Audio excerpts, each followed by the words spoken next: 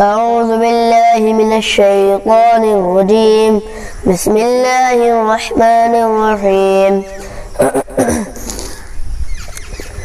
سيقول السفهاء من الناس ما ولاهم عن قبلتهم التي كانوا عليها قل لله المشرق والمغرب يهدي من يشاء إلى صراط مستقيم.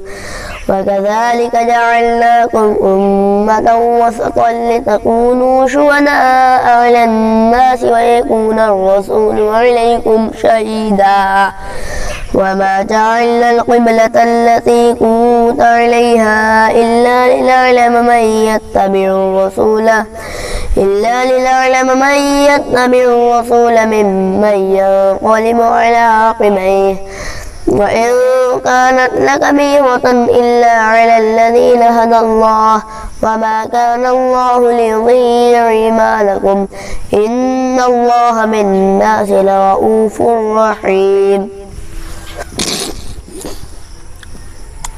قد نرى تقلب وجهك في السماء فلنولينك قبلة ترضاها فول وجهك شطر المسجد الحرام وحيث ما كنتم فولوا وجوهكم شطره وإن الذين أوتوا الكتاب ليعلمون أنه الحق من ربهم وما الله بغافل عما يعملون.